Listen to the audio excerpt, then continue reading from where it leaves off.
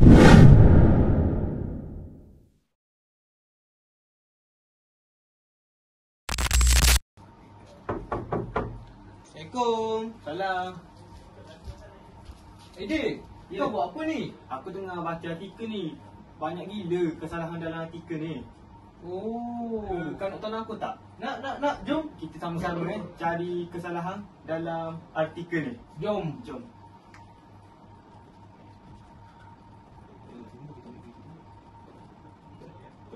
Haris, nak Ya. nak tak kita baca dulu semua petikan dalam artikel ni, baru kita kena pasti kesalahan yang ada dalam artikel ni. Jom. Bila kita baca semua, baru kita tahu mana salahnya. Kita baca dulu, okey? Jom. Jom. Operasi dan persempatan.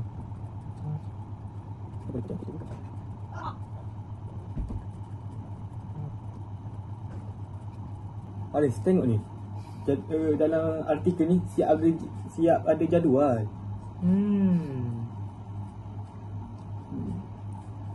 Ada macam-macam. Tengok ni. Apa yang saya jumpa.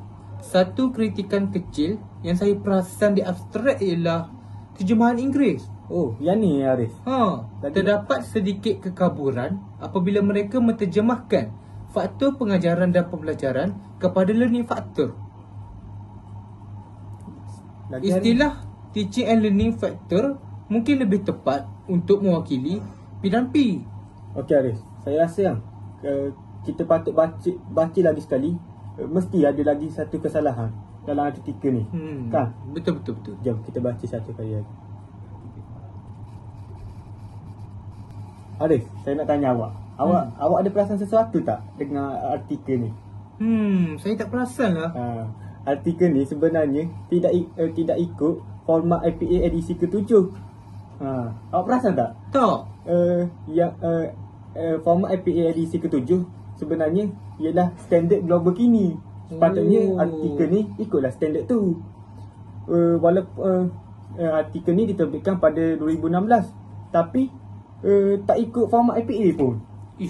Jadi artikel ni salah lah. Patutnya dia ikut. Faham. Okey, kita cari lagi. Tapi saya rasa dah tak ada kot. Saya pun rasa macam tu. Saya rasa dah cukup kot apa yang kita jumpa kan. Betul. Okey, jomlah. Assalamualaikum warahmatullahi wabarakatuh dan selamat petang dan salam sejahtera. Selamat datang ke forum ilmiah kita pada petang ini. Kita akan meluang masa sedikit untuk membedah dan mengkritik artikel kajian yang penting mengenai faktor-faktor yang mempengaruhi kemahiran menulis karangan bahasa Melayu. Kita akan menganalisis keutuhan wacana, kejelasan metodologi dan aspek rujukan artikel ini secara teliti. Haris, Aidil, terima kasih kerana sudi berkongsi pandangan kritikal. Haris, mari kita mulakan dengan tunjang kajian ini, iaitu metodologi dan kejelasan. Adakah artikel ini jelas dalam kerangka kajiannya, Haris? Terima kasih saudara Fitri. Secara keseluruhannya, saya dapati kejelasan metodologi artikel ini berada di tahap yang sangat baik. Penulis dengan spesifik menyatakan reka bentuk kajian ialah tinjauan kuantitatif dan instrumen yang digunakan ialah soal selidik. Kaedah kuantitatif ini adalah pilihan yang tepat kerana dapat mengukur pemboleh ubah secara objektif ke atas sampel yang besar, iaitu seramai 400 orang pelajar tingkatan 4 di sekolah bandar dan luar bandar di Mancung. Ini menunjukkan ketulusan yang sangat tinggi. Okey Haris, saya ingin menambah sedikit informasi. Kejelasan dalam analisis data juga sangat luar biasa.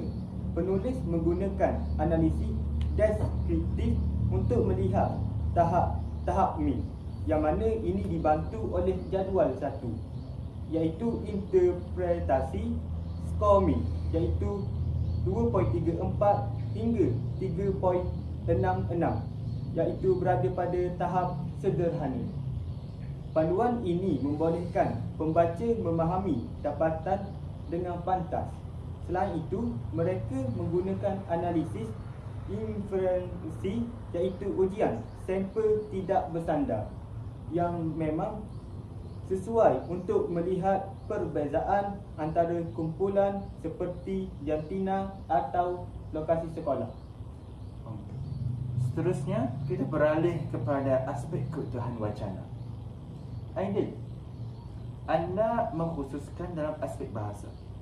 Adakah artikel ini mencapai keutuhan wacana yang baik dari sudut bahasa dan koherensi? Ya, Fikri, artikel ini menunjukkan keutuhan wacana yang kukuh. Teks ini koheren dan kohesif. Wacana mengalir secara logik dari pengenalan yang membincangkan falsafah pendidikan kebangsaan dan kurikulum bahasa Melayu. Sebelum beralih ke masalah penulisan karangan pelajar, penanda wacana seperti justeru, seterusnya dan tambahan pula digunakan secara efektif untuk memastikan hujah dan transisi idea lancar. Ini menunjukkan penulis telah teliti dalam menyusun ayat dan perenggan. Penggunaan laras bahasa yang formal dan akademik juga menyokong keutuhan wacana ilmiah. Walau bagaimanapun, satu kritikan kecil yang saya perasan dia abstrak ialah terjemahan Inggeris. Terdapat sedikit kekaburan apabila mereka menterjemahkan faktor pengajaran dan pembelajaran kepada learning factor sahaja. Istilah teaching and learning factor mungkin lebih tepat untuk mewakili P&P, namun ini adalah isu kecil dalam konteks keutuhan wacana secara keseluruhan. Kritikan yang wajar. Sekarang, mari kita beralih kepada aspek yang lebih kritikal. Keselarasan sumber rujukan dengan format APA. Setuju. Aidil, adakah senarai rujukan mereka mematuhi standard akademik terkini? Ini adalah kelemahan yang perlu ditekankan. Terdapat ketidakselarasan ketara dengan format APA edisi ke-7 yang menjadi standard global kini. Walaupun artikel ini diterbitkan pada 2016, kita menilai berdasarkan piawaian terkini. Yang pertama, rujukan buku. Kebanyakan rujukan buku, contohnya Muhammad Majid Kontin 2005 atau Nuraini Idris 2010, masih mencatatkan lokasi penerbitan seperti Kuala Lumpur, Dewan Bahasa dan Pustaka. Dalam APA 7, lokasi penerbitan tidak lagi diperlukan, hanya nama penerbit sahaja. Yang kedua pula, rujukan tesis. Rujukan tesis seperti Muhammad Johari 1993 atau Siti Zabidah Muhammad 2006 perlu mempunyai notasi yang lebih lengkap dan selaras, iaitu jenis tesis, contoh tesis Dr. Fal, dan nama universiti diletakkan dalam kurungan siku selepas tajuk bagi memudahkan pengesanan.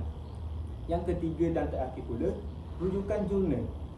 Perlu disemak semula untuk memastikan judul jurnal diitalik dan nombor isu jika ada dicatat dengan betul, diapit oleh kurungan selepas nombor volume.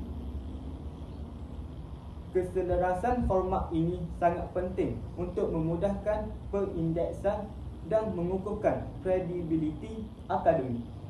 Kritikal formal yang jelas. Nampaknya walaupun isi kandungan kajian cemerlang, bahagian rujukan memerlukan penstrukturan semula. Sekarang, mari kita teliti dapatan kajian. Haris, apakah rumusan nilai min bagi faktor-faktor yang dikenal pasti? Rumusannya ialah ketiga-tiga faktor utama berada pada tahap yang sederhana. Yang pertama melalui faktor persekitaran, minnya iaitu 3.00. Yang seterusnya melalui faktor pengajaran dan pembelajaran iaitu P&P, minnya ialah 2.62. Dan yang terakhir melalui faktor individu, minnya ialah 2.34. Menariknya, item yang terdapat yang mendapat skor min tertinggi dalam setiap faktor ini adalah sangat spesifik. Bagi faktor persekitaran, ia adalah isu kelas terlalu bising, iaitu minnya ialah 3.49. Bagi faktor individu, ia adalah tidak minat mengarang, minnya ialah 2.84. Ini memberikan fokus yang jelas untuk tindakan susulan. Data ini sangat penting. Aidil, bagaimana pula dapatan inferensi, iaitu perbezaan antara jantina dan lokasi sekolah? Okey, baik Fitri. Terdapat dua keputusan ujian yang berbeza, iaitu yang pertama, jantina. Ujian menunjukkan tiada perbezaan yang signifikan antara pelajar lelaki dan perempuan terhadap faktor yang mempengaruhi penulisan karangan. Yang kedua pula, lokasi sekolah. Ujian menunjukkan terdapat perbezaan yang signifikan antara sekolah bandar dan luar bandar. Min pelajar luar bandar ialah 2.769, lebih tinggi sedikit berbanding bandar, iaitu 2.446, yang bermaksud faktor-faktor ini memberi kesan yang lebih besar kepada pelajar luar bandar. Perbincangan penulis mengaitkan dapatan ini dengan kajian-kajian terdahulu seperti kajian Siti Zabidah 2006 yang juga mendapati lokasi mempunyai kesan signifikan terhadap pencapaian penulisan. Keupayaan untuk mengaitkan dapatan dengan literatur sedia ada ini mengukuhkan keutuhan wacana ilmiah mereka. Jadi, kita boleh rumuskan bahawa keutamaan harus diberikan kepada penambahbaikan faktor persekitaran, meningkatkan minat pelajar dan membangunkan strategi P dan P yang mengambil kira konteks lokasi sekolah. Sebelum kita menutup sesi ini, apakah cadangan penambahbaikan yang paling penting untuk artikel ini, Aidil dan Haris? Cadangan pertama dan paling kritikal adalah penyeragaman semula senarai rujukan mengikut format FPA edisi ke-7 secara menyeluruh, menghilangkan lokasi penerbitan dan menambah butiran tesis dan jurnal yang hilang. Okey. Cadangan kedua ialah memandangkan faktor kelas bising dan tidak minat mengarang mendapat skor tertinggi. Kajian ini perlu diikuti dengan kajian kualitatif susulan. Ini akan memberikan pemahaman yang lebih mendalam mengenai sebab di sebalik data tersebut. Misalnya melalui temu bual dengan pelajar dan guru. Cadangan yang baik, Haris dan Aidil. Ringkasan yang padat. Terima kasih Haris dan Aidil atas analisis kritikal yang terperinci dan teliti. Kita dapat simpulkan bahawa artikel ini mempunyai kekuatan metodologi dan data yang sangat jelas, tetapi memerlukan penambahbaikan pada ketelitian formal rujukan. Diharapkan perbincangan ini dapat memberi manfaat kepada semua pihak dalam memahami isu penulisan karangan bahasa Melayu. Itu sahaja daripada kami. Sekian, terima kasih. Assalamualaikum warahmatullahi wabarakatuh. Assalamualaikum warahmatullahi wabarakatuh. Okay, hari ini kita akan membuat sedikit tembual tentang penulisan akademik. Saya nak bertanya tentang apakah ciri-ciri untuk penulisan akademik yang cemerlang? Yang pertama, ciri-ciri penulisan akademik yang cemerlang awalnya banyakkan rujukan. Rujukan ni bukan rujukan cerita semata, tapi rujukan yang berminat. Contohnya boleh cari jurnal, artikel, elakkanlah Wikipedia ke, blog-blog ke, slideshare ke, itu elakkan. Banyakkan yang minat ke jurnal. Jurnal walaupun kita baca panjang, tapi sebenarnya ada isi dia. Macam mana? Cuma nak cari isi dia, kita download PDF, kita download ChatGPT ringkaskan. Itulah antara tips dia. Nak cara penggunaan ChatGPT yang baik lah. Bukannya semata-mata terus dapatkan isi daripada ChatGPT, tapi kita dapatkan ambil baca dulu dan kita minta dia ringkaskan. Okay, dan pastikan setiap isi kita tu ada citasi. Itu yang kedua. Pertama rujukan, yang kedua ada citasi. Sebabnya untuk penggunaan ni mungkin orang akan masih lagi confuse cara karangan SPL dengan penulisan daraja tulis akademik lain. Penulis karangan SPM dia tak ada citasi siapa kan. Bila 2020 tak ada, tapi bila tulisan akademik tu benda tu wajib perlu ada. Mulai lah, jadi kena ada penting. And then seterusnya penggunaan bahasa, ayat yang bukannya bahasa asal ataupun bahasa yang dialek juga tak. Dia kena nampak menjurus terus kepada satu tulisan cantik lah, tidaklah macam berbahasa atas macam itu. Jadi yang ketiga, bahasa yang kena dan itu antara ciri tulisan akademik yang baik bagi saya. Terima kasih. Dan kita beralih kepada soalan yang kedua. Dan secara peribadi, bolehkah anda memberi sedikit tips untuk kami yang persediaan untuk meneruskan kepada peringkat sarjana muda selepas ini dalam hadapan langsung? So, meneruskan kita bagi asal persediaan sini masuk satu pasti di sini hujan satu yang dia kena ada susunan jadual yang sistematik. Jadi kita dah tahu macam mana dulu dia pada waktu persediaan, jadi kita dah berusaha buka dia masuk di kawasan bawah tarikh tinggi hantar bila scan bila ada susunan jadual sini. Baik kita tahu mana yang nak kena fokus dulu, mana yang nak kena hantar dulu, mana input yang awal, yang akhir, ini sesuai. Macam mana susun tu sendiri-sendiri lah, ada yang rajin kita buat, bergantung lah kepada setiap kelas. Seterusnya yang kedua, kena perform untuk setiap minggu. Perform target dia markah yang paling tinggi 50%, 60%, target yang tinggi. Okay, lepas tu boleh kita target exam pula. Maksudnya kalau kita dah tahu markah kita tu macam tak berapa nak go ke PB, kita pergilah exam sebab kadang dia bahagi PB 50, exam 50. Jadi kita kena tengoklah kalau kita rasa PB tu dah rendah, kita target yang exam pula. Exam kita tahu target kita tak mana.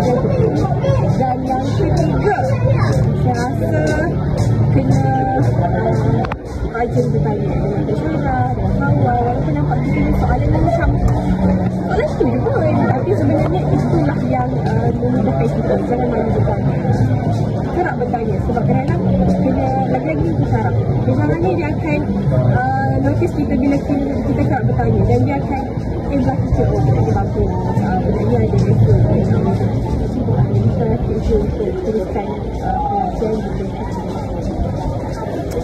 tips yang mantap dan sesuai. Terima kasih kepada Zari kerana dalam bagi tips dan ciri-ciri penulisan akademik yang cemerlang. Itu saja daripada saya pada hari ini. Sekian, terima kasih. Wabillahi taufiq wal hidayah. Assalamualaikum warahmatullahi wabarakatuh.